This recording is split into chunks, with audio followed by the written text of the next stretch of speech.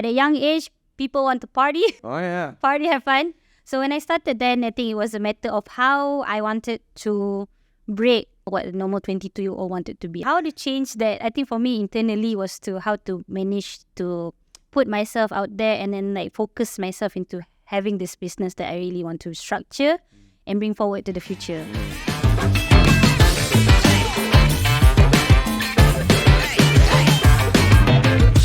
Assalamualaikum dan selamat datang ke We Hear You, dibawakan kepada anda oleh SME Bank, di mana dalam perbincangan-perbincangan yang menyusul ni kita akan cuba menyingkap apakah rahsia dan kisah kejayaan syarikat-syarikat tempatan dan juga sistem sokongan yang wujud untuk membantu mereka bergerak ke hadapan. Kita juga akan rencahkan dengan pelbagai isu ekonomi menarik yang berbangkit dari masa ke masa. Jadi untuk episod pertama ni kita ingin bawakan seorang tokoh yang masih baru tapi sedang mencipta nama tersendiri dalam pasaran yang juga agak baru. Bayangkan, air. Air adalah satu keperluan asas kehidupan seharian kita. Dan molekul untuk air itu sendiri, H2O, mencarangkan bahawa wujudnya oksigen dalam air itu. Tetapi tahukah anda bahawa adanya oxygenated water ataupun air yang mungkin kandungan oksigennya lebih tinggi daripada biasa? Dan ia mempunyai pelbagai manfaat kepada sistem tubuh badan kita dan itu juga menjadi satu rebutan. Walau bagaimanapun, kewujudan air seperti ini adalah bergantung kepada situasi semula jadi. Dan untuk memulakan perniagaan dalam bidang ini mungkin sukar. Anda tidak dapat bayangkan bagaimana ia boleh berlaku. Jadi kita akan bertanya kepada tuan punya empire air beroksigen tinggi ini tentang bagaimana beliau memulakan dan apakah asas perniagaan beliau itu. Jadi tanpa membuang masa lagi, We Hear You membawakan tetamu pertama kita ke studio, Ain, Managing Director dan juga CEO Bubbles O2. Assalamualaikum and very good morning or good afternoon wherever you are. Nama, as Terence said, is Ain Azizah and I'm the Managing Director of CEO of Bubbles O2, Sendian Berhad, which is Malaysia's only naturally oxygenated mineral water. And yeah. So let me just give it a sip and see if it does anything. Do you reckon I'll grow hair by the end of the show? Hopefully. What do you think about it? All right, it tastes a bit different from your regular, slightly oxygenated water. This is highly oxygenated water. Highly oxygenated water, yeah. Okay, from a chemical perspective, Betul. Air memang ada oksigen. Betul. Jadi, kenapa oxygenated water ni berbeza? So, dalam pasaran, memang kita tahu is mineral water and drinking water. Okay. And so, air memang kita tahulah. As usual, ada H2O, which is the molecule of air lah sendiri. So, apa perbezaan oxygenated water and mineral water is satu benda lah. Which is air Bubbles O2 mempunyai high oxygen content more than the orang kata panggil saturation point. And macam mana kita nak kira the saturation point is that we have, of course, the technology which is using a dissolved oxygen meter. And apa yang the dissolved oxygen meter actually calculate is not the H2O, the oxygen yang ada dalam molekul H2O, but the oxygen, additional oxygen dalam air, which is the O2 molecule. So kalau kita nak tengok secara ringkas lah, is actually how do you see soda water, air carbonated, similar concept, di mana oxygen water or highly oxygenated water ni, dia mempunyai H2O dan juga oxygen molecule inside the water. Okay. Yeah. Jadi, apakah kelebihannya, apakah kebaikannya kepada sistem tubuh badan kita kalau kita minum air beroksigen tinggi berbanding dengan air biasa? So, first and foremost, kelebihan minum air beroksigen tinggi, of course, water is to increase hydration lah untuk kita membuang dahaga. Okay. Kita minum air. Okay. But the another part is that air yang mempunyai oksigen terlarut yang tinggi ni, kita dapat increase the oksigen kepada tisu badan. Tisu badan. So, bila kita minum air yang beroksigen tinggi, air tu akan goes towards the digestive system, sistem penghadaman, dan directly the dissolved oxygen tu akan pergi kepada tisu badan yang mempunyai kurang tahap oksigen lah. Okay. So for context, when we breathe, we already convert oxygen molecules to hemoglobins, and that's done by our respiratory system. It's true. But because this oxygen is absorbed through the digestive tract, jadi dia memberi kesan kepada tisu secara terus tanpa perlu melalui sistem-sistem lain. Betul. Jadi ini adalah suatu yang mungkin sangat-sangat diperlukan kalau anda seorang individu yang aktif bersukan. Betul. Ya, kerana tisu akan letih, Kita kurang oksigen. otot akan kurang oksigen apabila kita melakukan aktiviti fizikal. Jadi sebagai satu permulaan, kita juga ingin tahu macam mana boleh syarikat Bubbles O2 ni mencari air beroksigen tinggi ni. Dia sebenarnya dekat mana secara semula jadi? Secara semula jadi, well, the source of air kita ni di Rantau Negeri Sembilan. Okay. Rantau, Kampung Kancung Rantau Negeri Sembilan, bukan Rantau Panjang. Just disclaimer, ramai tanya. But, and actually Bubbles O2 as a company, we call it accidental discovery. Satu company yang kita ditubuhkan secara tak sengaja.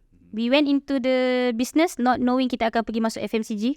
Okay. Fast moving consumer goods, but we started off as from starting di Rantau Negeri Sembilan is actually an NGO, which is Yayasan Al-Ammah, di mana kat situ the objective of the yayasan is actually to give free education for students, di mana sekarang ni the yayasan has about 23 ke 24 students, fully funded by the yayasan. I would say Bubbles O2, fully funded by Bubbles O2 for 5 years, and that is where actually we found the water source. So in 2018, we actually started the construction of the complex. So kalau nampak kat situ is Complex Al-Ammah. Di sini Complex Al-Ammah Kampung Kancung. So in 2018 kita jumpa the water source, and we found the water source without knowing that kat dalam tu ada oksigen. Yeah. So bila kita how we know it actually when 2018 bila kompleks dah siap, students dah masuk, and then suddenly bila air tak ada, I think we figured the way macam mana kita nak more sustain the school lah. So mula-mula kita actually drill a well untuk kegunaan dalaman, internal usage lah, untuk makan, minum, kegunaan harian. But when we found out that the water bila comes out actually is crystal clear, atau tak, it actually has a different characteristic. So mula-mula bila dia keluar tu, you see it's actually a bit cloudy. And then there's these gases that is in the water. And then when you let it sit for a minute, 2 minute, actually they start to clear up daripada bawah sampai ke atas. And that's how we know there's actually oxygen gas lah dalam tu. Because if it's sedimentation, it will mendap ke bawah. But it did not. So to prove the test we actually did, kita actually have an internal researcher, Dr. Nur Hazana. So we did the research. Actually, there's 3 gases yang boleh terlarut dalam air, which is satu is of course carbon dioxide, where you have all your carbonated water, and when you open it, yeah. And then second one is that you have sulfur, which is kalau you bawa air tu bau macam telur busuk. Bau. And you better not drink that. No. It's sulfur. Nobody can drink that kan. And then the third one is actually oxygen gas lah, which is there's no sound, there's no smell. So at that point of time, okay, we try test it out and send it to lab. We actually send it to 2 different accredited labs in Malaysia, and then to check whether or not they had oxygen lah. And true enough, when the lab test come back, it actually has more than 100% of dissolved oxygen content. Both from both labs. So that's very fortunate kan, sangat bertuah untuk mendapat sumber air seperti ini, kerana rasanya tak mudah. Tak mudah, betul. Bukan sesuatu yang you can go out looking for. There's no detector for it. Betul. You can't go looking for oxygenated water. So having found this well, sudah pasti anda memerlukan infrastruktur yang agak spesifik, yang agak khusus untuk menjana pendapatan dan memastikan bahawa sumber air ini berterusan. Jadi untuk membina infrastruktur ini pula, bagaimana sumber-sumber kewangan yang sedia ada? Adakah mencukupi atau perlukan bantuan, dan bagaimana anda mencari bantuan-bantuan kewangan ini? Well, untuk Bubbles O2, the first iteration lah of kita punya factory tu actually is fully funded by internal funds. So from the start memang kita beli mesin, kita buat all the facilities is from internal funds. But unfortunately, when you go into FMCG, one part yang kita tak nampak is actually the how to roll the costing kita lah. Especially satu is the raw material and also the marketing. So for raw material, one part of it bila kita using our funds untuk build the facility is we actually needed a facility in order for us to buy the raw material. This is actually the biggest cost for us lah at this moment. Because kita buy, one is we have a large MOQ, and then as a new company, there's no term loan. Meaning you have to buy cash ke depan kan. So I think that's where actually SME Bank actually helped us at the first waktu kita mula start. Because as a young company and then company yang baru pula tu kan tak ada orang dengar. No banks at that time or no institutions at that time were, I think, brave enough lah untuk help us. So from SME bank to actually help us with a facility as in untuk beli raw material for us to start actually was a really big help because without starting somewhere we cannot start in the market lah. So I believe, saya yakin ada ramai di luar sana, ramai rakyat Malaysia yang ada idea-idea baru yang mungkin dirasakan ingin mencuba pasaran, ingin mencuba nasib di pasaran. Betul. Tetapi dari segi keyakinan itu mungkin kurang disebabkan mereka rasakan produk tu dah ada. Air, produk ni dah banyak dah di pasaran. Betul. Dan banyak jenama yang menggunakan kaedah yang sama. Bagaimana boleh ada keyakinan untuk pasarkan air sedangkan ramai kompetitor di luar sana? Betul. So I think in Bubble Soto, our tagline lah, we run atau tak, we have our own standing ground. Meaning kita tahu kita punya USP, our unique selling point, which is that natural oxygen. Because out there in the market, actually orang mencari-cari oxygenated water. Yeah. And that's Why is that? Why do people look for oxygen? because if you see the research behind it, oxygen in water has been really looked for daripada scientists is because the body actually needs it. It needs oxygen, and with the lifestyle dengan cara hidup kita sekarang ni, actually kita kekurangan oxygen. So that's why the researchers have been trying to search how can you have a stable oxygen content dalam air. So for us to get it secara semula jadi, I think it's the only one I think in the market currently. So that's why we really drive kat orang lah, that the oxygen is actually, the natural oxygen is actually the key point. And then for us to actually penetrate the market is because we know that if we don't do this, I think nobody else will. And then to be for us to change how water is being marketed, I would say. Sebab sebelum ni, if you look at water, orang just market it as just air untuk hydrasi. But for us, when we know that, we look at the research, when we look at what can be done, and especially with oxygenated water, that's why we started to dive more atau tak, go drive towards the sports part. So I think I think some people might know that Bubble Soto is actually, I just came back from Sarawak yesterday for Litu di Langkawi 2024, and we are one of the main sponsors for Litu di Langkawi. We're sponsoring the Most Competitive Rider Award, di mana one rider every stage akan diberi Bubble Soto Most Competitive Rider Award.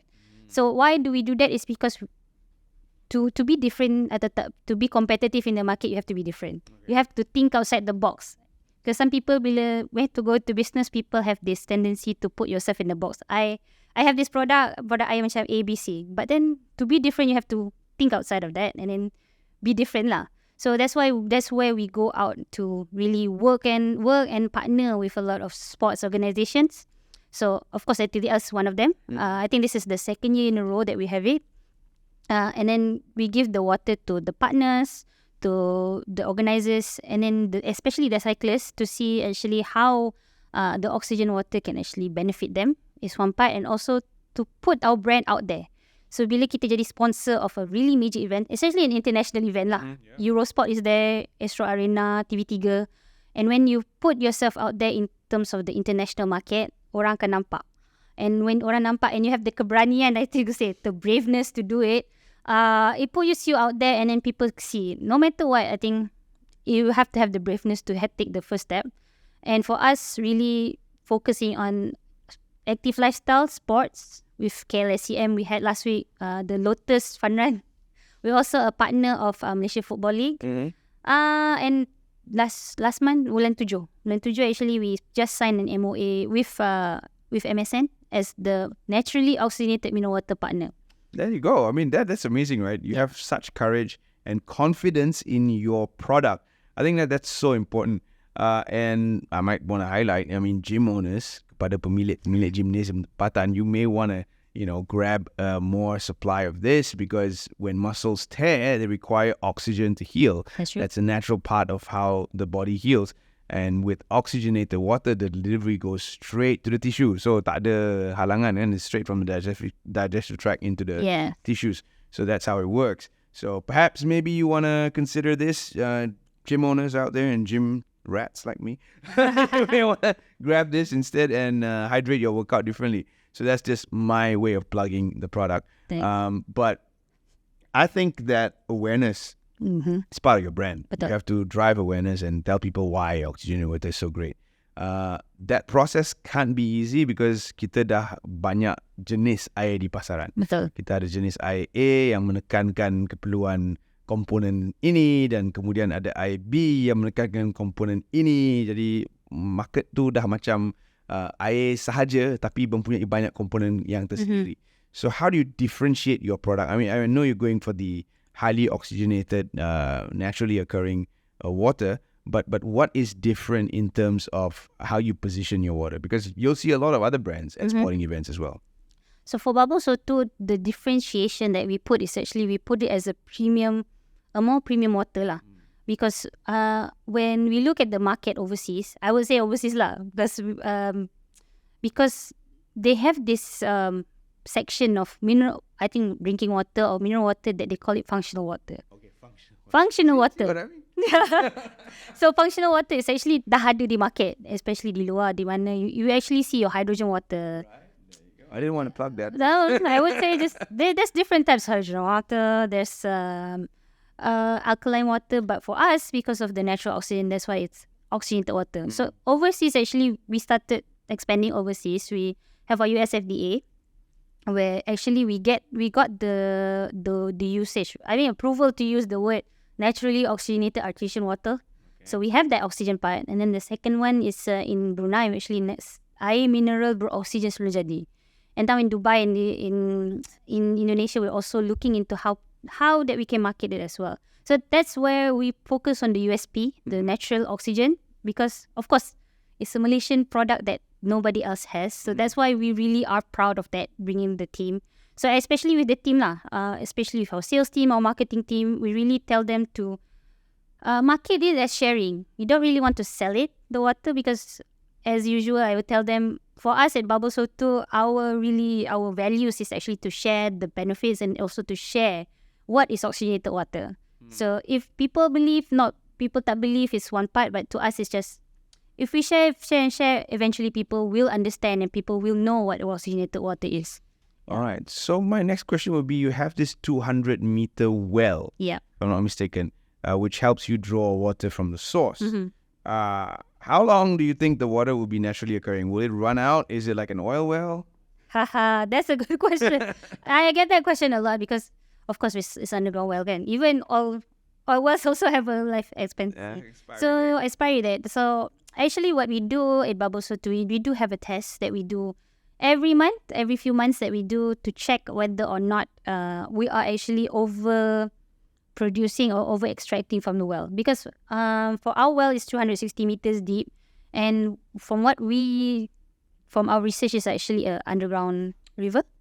So for us, we can actually there is a certain amount a year, so it's a minimum of 25 years.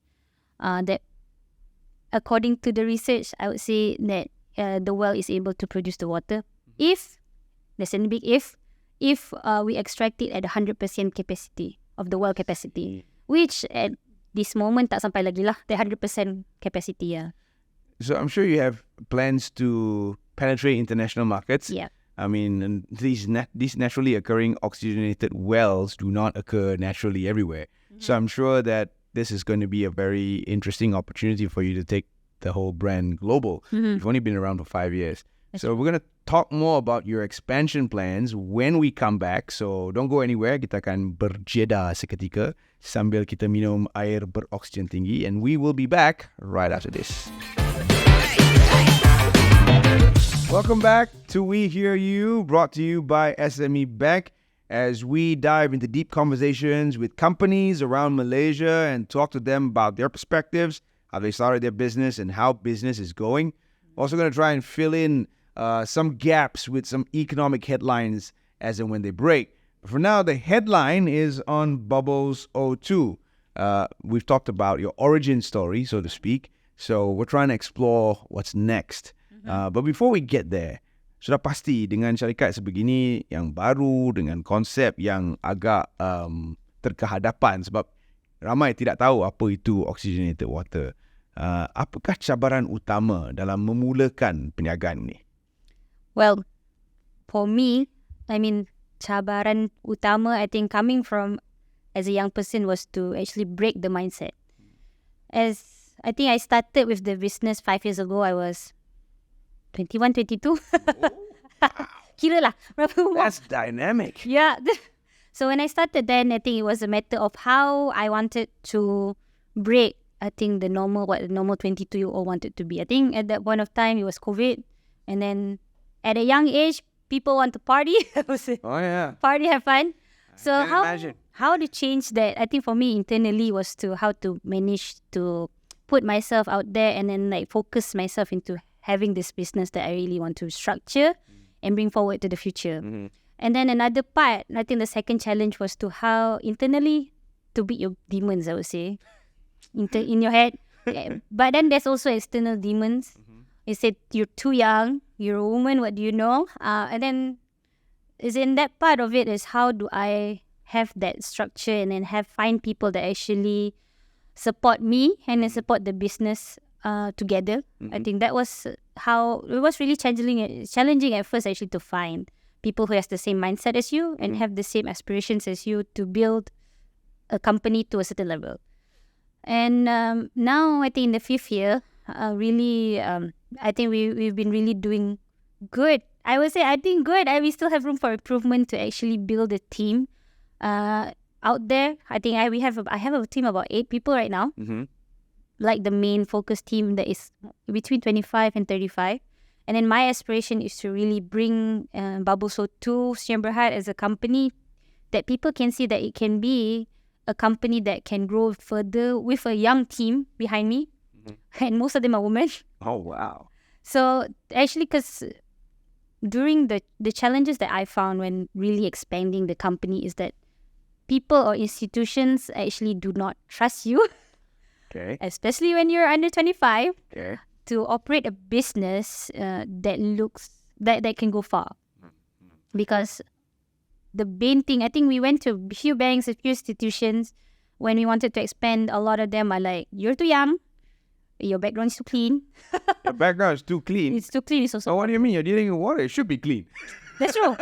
It should be clean like this. It should be clean. But being young is you being penalized just because you're young. So that's why my drive really with Bubble So 2 is to show the people, to show the world that actually with the young people, the young company, a young company led by young people can go far. So that's really what I want to do with Bubble So 2. Yeah. Yeah, we need more 21-year-olds like this. I mean, 21-year-olds, when I was 21, we were partying, and it's a good thing we didn't have social media back then, so there's no evidence.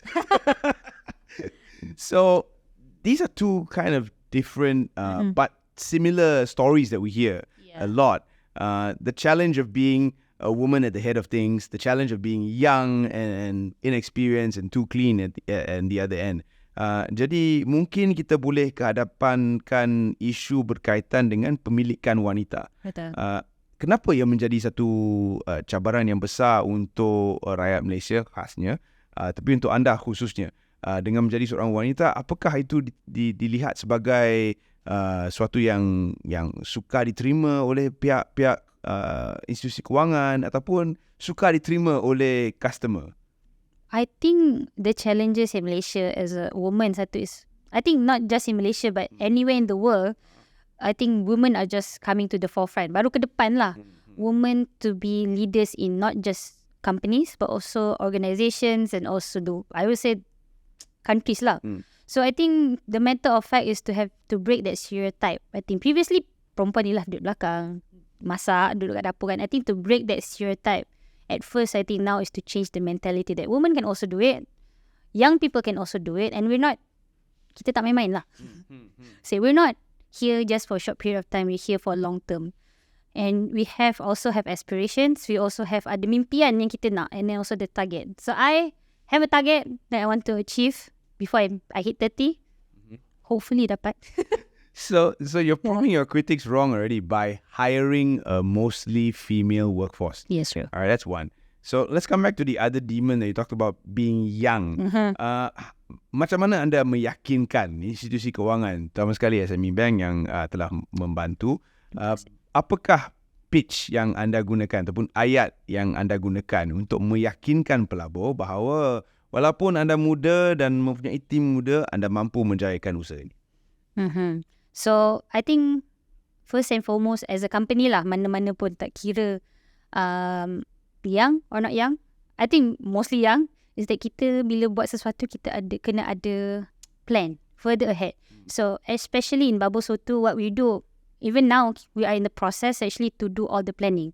We have to have 1 year planning, 3 years planning, 5 years, 10 years. So we have all that, and there is a very dynamic process where you look at how much your revenue is, how much your profit before tax is, and then you change along the way. So that's why we do all this analytics, we do all this numbering, and then we present it to, I say, pelabur, institusi kewangan, sesiapa yang berminat tetap untuk kita mencari facility to convince them that we're here for serious and we have a plan that when we capai. And I think this just to sharing is that from the start we have plans and then targets, and alhamdulillah this year or that last financial year we actually broke our target. We achieved our target early and we broke it for about more than 130% increase of revenue from last year. Congratulations. Thank you. I mean, data mining, analytics, that's a young person's game, really. Because you are born in an era where data is everything. Yep. And you guys know how to galvanize the data better than most because you are data natives. You're born into it. So my next question would be the plug that I put at the end of the last segment, which is going to talk about your international aspirations and how you're going to go abroad. So talk to us about how you start planning for the international expansion and who's supporting you in this initiative. I mean, international expansion at Bubble Soto was always the first thing that we always had daripada awal lah, kiranya, because being a graduate from overseas, I talked about this a lot because one thing that I really want to see is that Malaysian products, or Malaysia as a whole, to be put on the map through our products at first. Because when I graduated from Canada, and we can see products from different ASEAN countries. Plug there, I think Philippines, Thailand, Vietnam, I think was starting to come up, but unfortunately Malaysia, I think this was like 5-6 years back, tak ada lagi, or very minimal presence. So that's why coming back and then having my own company, really one part of it is to go international and export, go into the export market. That is where with Bubble Soto, one, we see the domestic market, but we also see there's a potential overseas because, as you said, water, we have this water is a source of life. Right. So people need water to live. And I think to have water that has a USP that nobody else has in the market, I think that's where we bring it. We bring the story of Bubble Soto, we also bring the story of Malaysia to the world. And also with our expansion, we really focus on, especially this year.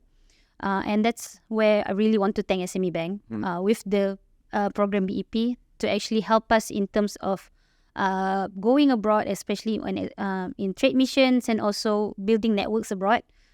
This year, I went on 2 trade missions with SME Bank to London, London, UK, and also to the US. So, which, alhamdulillah, for the US market, we actually did sign an MOU with a Malaysian restaurant, Rasan NYC, Nice. to bring our product into the US market.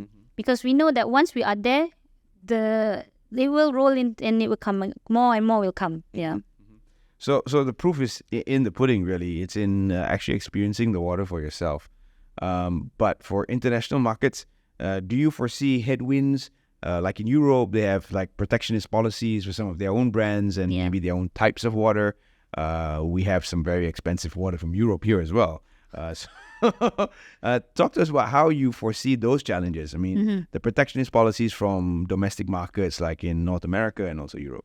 So I think the first part of like the challenge actually to export, especially for us, I think one now is the ESG, the environment, social and governance part, where actually they penalize people for having plastic bottles. That's where actually we do have plans to change the packaging when we do go overseas.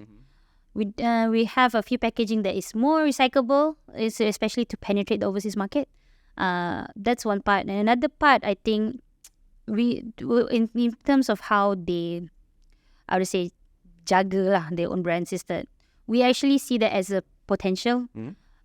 Always see that as a potential because when Europeans come to Malaysia, we see exotic. So for us as Asian people going to the European North American market, they see us as exotic. So we tap into that exoticness and that really niche market of like, we're just looking about 20-30% of that market who has that buying power and have that interest in ASEAN products and Asian taste. I think for us it's neutral taste, but really quality water, I would say. Right. Yeah. So, with all this strategy in front of you, and you've laid out the plans for the next 10 years, you're talking about, is something like listing in the distant horizon? Might be. Cannot say it already. Cannot say on air. Cannot be. Okay, so there are some things that we're going to wait for episode 2, perhaps, of this discussion.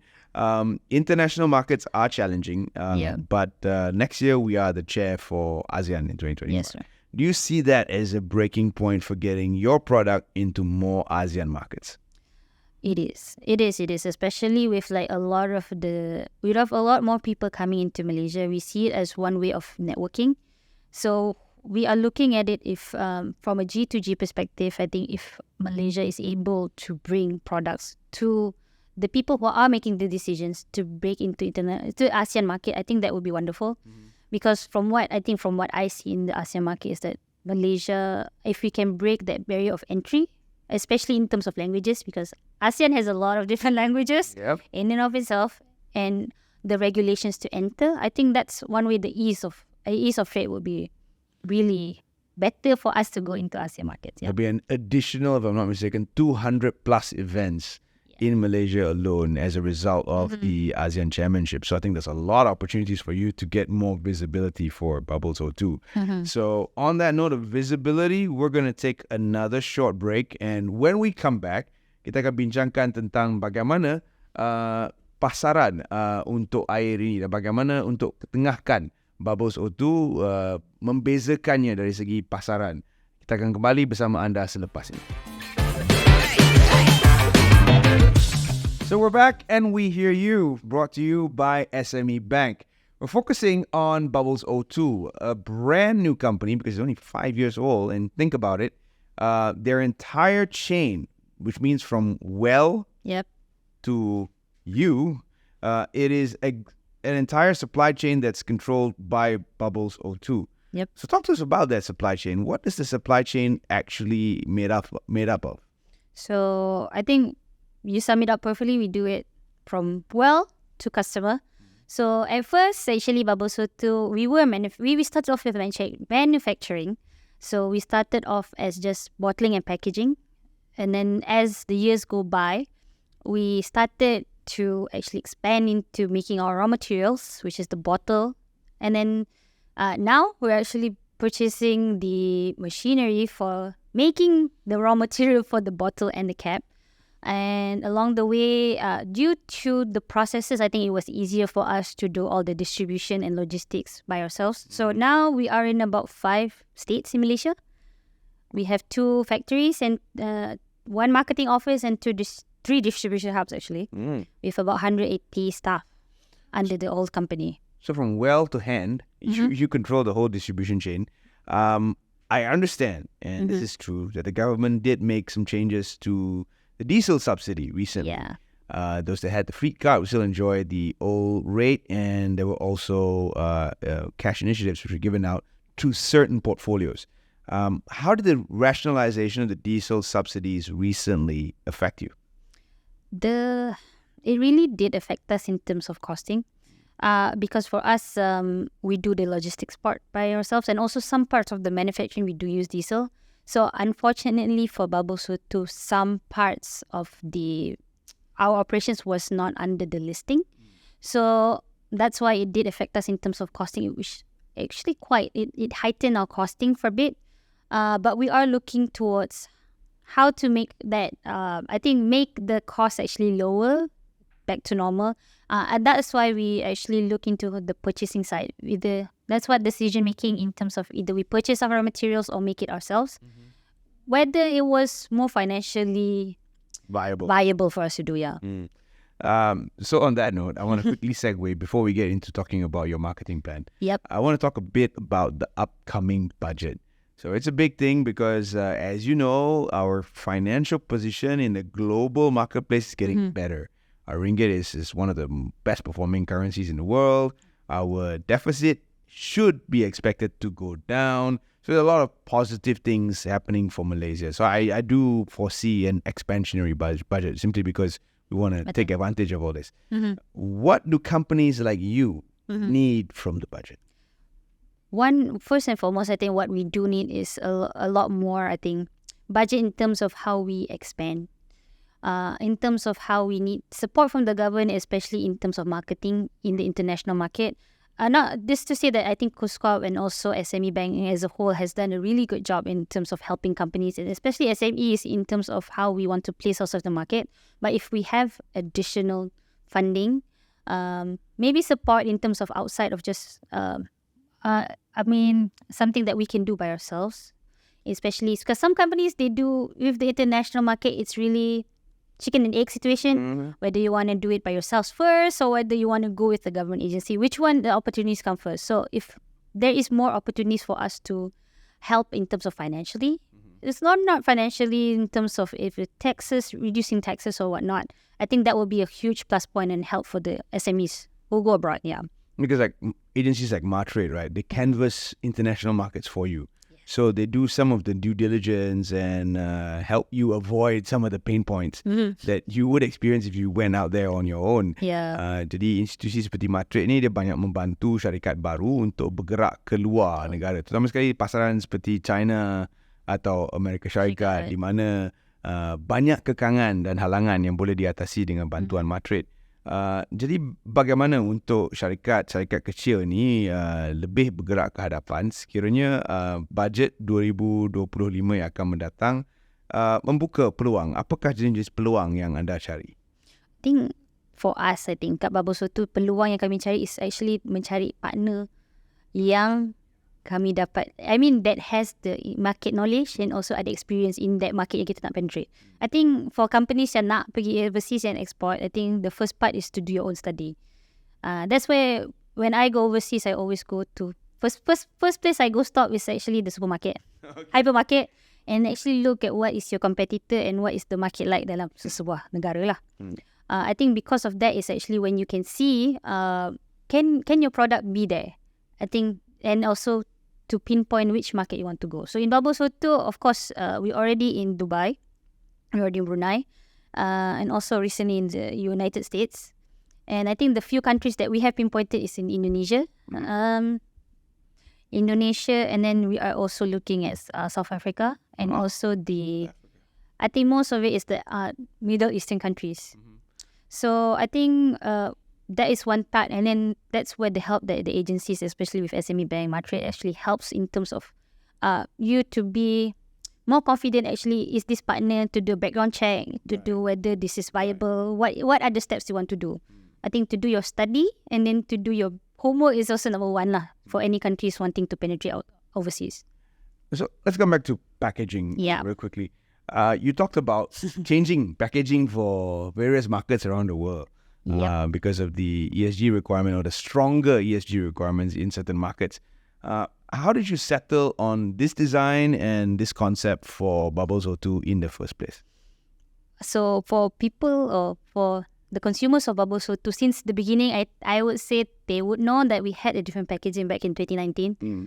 We had a normal, I would say normal packaging. But in 2021, when we decided we wanted to go into mass market, that's when we decided to actually do a study on what is the packaging that stands out the most and what is the colors that stand out the most. So we actually did invest in terms of marketing and also packaging. We actually hired a consultant who did Malaysia, Truly Asia. To actually help us with the I think ideation. The ideation was from us 90%, and they did help us make it come to life. So we actually had different packaging. So we put this Bubble Soto new packaging, which is we settled on this one, and then put it beside different exported mineral water brands. In the market, I think there's some in your head right now. So we put it on the shelves as like which one would stand out. And we actually put different colors. We had orange, we had yellow, and this is called cyan.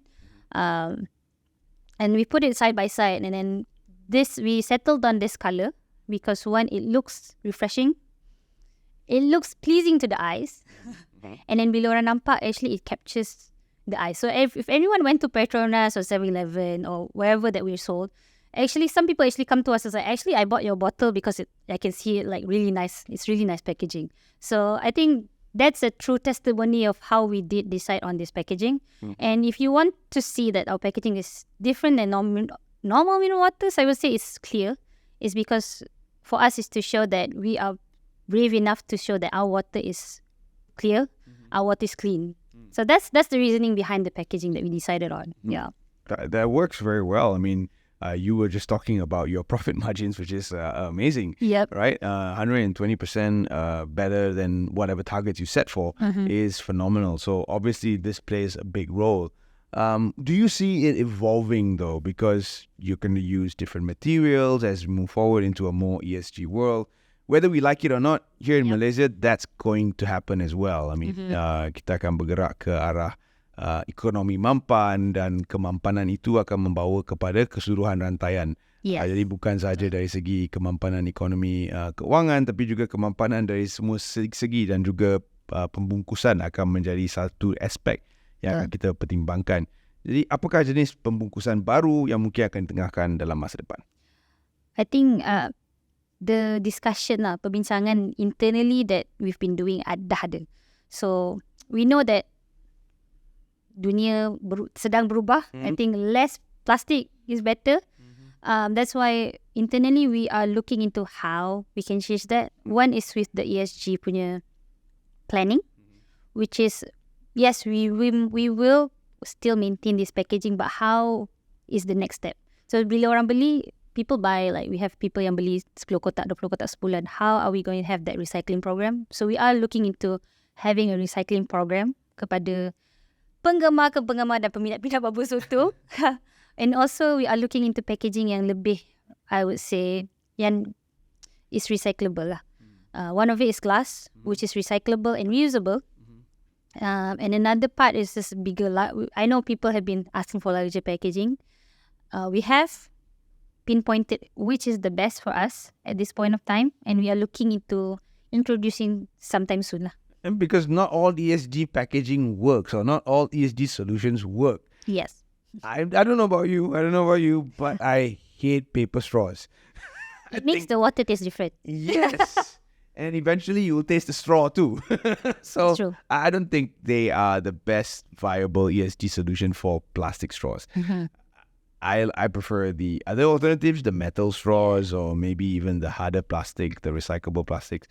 Those seem to work better for me, but that's my own personal preference. I think some people are okay with paper straws. Yeah. So how do you reach out and do your market surveys to figure out what works? So I think I did mention previously I studied in University of Victoria, Canada, which is in British Columbia, which is one of the, I think, most innovative and forward-thinking provinces in Canada that looks into ESG. Oh, okay. So we actually did have a ESG class, environmental class, where we look into what is financially viable but also helpful for the environment. So that's where actually dalam bubble soto kita tengok balik what is the options yang kita ada, and also we look into what is the environmental impact for each of the options that we have. It might have plastic, it might have, I think, paper, but how easy it is to be recyclable and be transformed into something that is reusable again is one part that you have to see. So a quick callback, right, to what we were talking about earlier. We're talking about how you face challenges as a young person starting a business. And I believe that some of the ways you overcome that is because of your educational background. And we were talking about where you were educated and all that.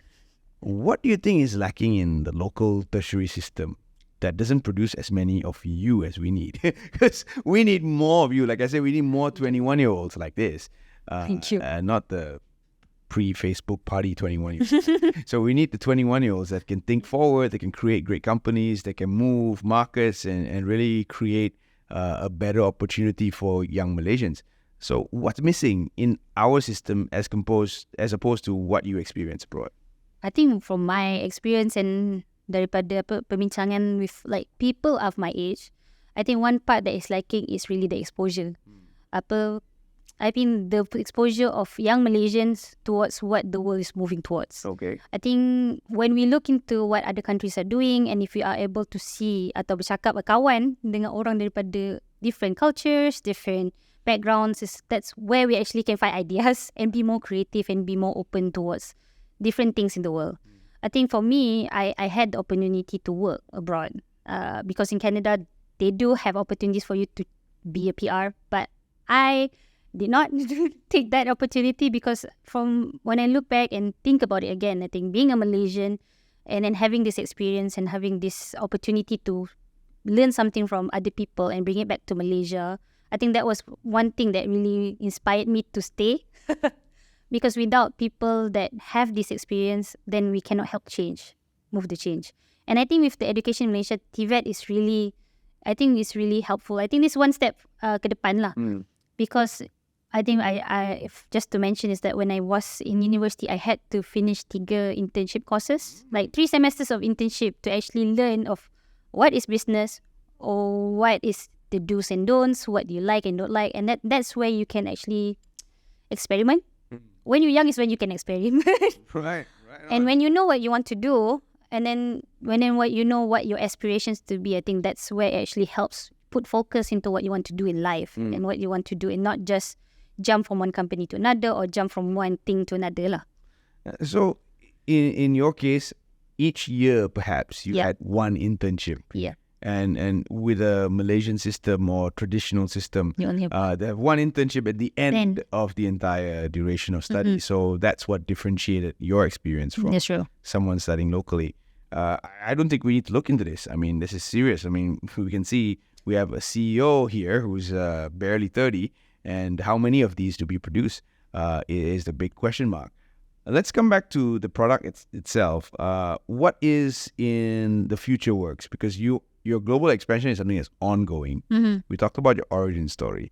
So what's next? What's the next phase? After you've captured all these markets, South Africa, the US, you've captured Canada maybe, you've added some markets in Europe, you galvanized the entire ASEAN, you've already got Brunei. So you galvanized the rest of ASEAN and you're dominant in the Malaysian market. Then what? For Bubble Soto, I think we're always thinking of how to expand into more corporate structure. We started off as an entrepreneurship journey, usahawanan lah, I would say, back 5 years. And now we are working more towards setting up a semi-corporate and then now more corporate, which is why I do have a corporate team behind me. We do have a marketing team behind us because we want to see it as not just a mineral water company. Because for me, I think to be always relevant, you always have to change. Kan? So once you said, well, in the future, once we do have all these markets in our hands, I think we are looking into more expanding not just markets, but also products. We do have an R&D team working on different products based on naturally oxygenated water. But nothing to leak out in the future, but we are looking at how we want to produce it and market it in Malaysia first and probably overseas. We'll see how, but my goal is to be a really long-lasting company and a company that is here to stay. So if I'm not here, if the team is not here, my goal is actually to have Bubble Soto as a brand that people remember. Yeah. On top of that, this is just a suggestion from the top of my head because Yeah. you have a very unique product. No one can really go find a well like this just in the back of their house or something. It doesn't happen. So the unique product is going to be there, but the entire system that you develop around it, right? Yeah. That has value. Betul. Do you think you would be interested in teaching how to set up a system like that to young entrepreneurs? Yeah, definitely. Because I think it goes back to our values of sharing. So for me, if people out there, anyone out there who is willing or like wanting to learn, we are willing to open our doors and talk and discuss of how we actually set up the company and how we actually drive and move forward. Because it's not easy. I would say it's not easy to go by ourselves. Especially I think I did it with help of people who had experience. But I would say it's not easy. It's not as easy as people think the entrepreneurial journey. Yeah. Definitely not easy. And it took you 5 years to get where you are today. And this is, I'm sure, full of sweat, blood, tears, and a lot of sweet success along the way as well. We have a couple of minutes. I want to ask you about your proudest moment having owned the business for 5 years now. My proudest moment is when, actually, I have to think about this. There's a lot of proud moments, but I think the proudest moment for me was when we actually launched our new facility, actually a month ago, where we actually successfully brought the Coast Guard Minister, Dato' Iwan Benedict, to our facility in Rantau Negeri Sembilan. Because, and before this, people don't know where Rantau is, but for us to actually bring people, as even SME Bank representatives were there, to Rantau for us, I think that was my proudest moment. With my parents, it was also there. For me to bring the product somewhere that people now see it as a really successful business, alhamdulillah. But there's still a long journey to go. So I think that's my proudest moment now. And we're looking forward to more stories just like this one. Any final words you'd like to share with the audience? I know it's a very cliche thing to ask, but I'm sure you have something in the tank that you haven't completely shared, or something in the well. So talk to us about this final word that you'd like to share, your final words of wisdom. I think my final word of wisdom is always, especially for young entrepreneurs and people who want to start out there, I always say this: just start. And just start, and then everything will fall into place and come along the way. Because if you're not brave enough to believe in yourself, believe in your idea, believe in your product, no one else will believe in you. So that's important for you to believe in what you do and move forward with it. And then people who are believe in you and people who trust you will come along the way. Yeah. Congratulations. Thank you. That's an amazing story. The nuggets of wisdom spread out all through this conversation, and I hope that you can take something away. Kepada yang baru saja mengorak langkah untuk memulakan perniagaan baru, saya rasa dengan menggunakan acuan sedia ada daripada Ain tadi, sudah pasti anda dapat membina satu asas yang lebih kukuh. Dan kepada yang sudah lama bertapak dalam dunia perniagaan sekalipun, saya rasa banyak pengalaman yang boleh anda petik daripada perbincangan dan perbualan kami sepanjang 1 jam ini untuk menambah baik ke arah pencapaian lebih cemerlang dalam syarikat dan organisasi anda. Thank you for being with us. We hear you, and I hope you hear us too. We'll see you again in the next episode of We Hear You, brought to you by SME Bank. Thank you, Ain, for being our very first guest in conversation on We Hear You, and we're going to bring you other great conversations just like this one next time. Thank you.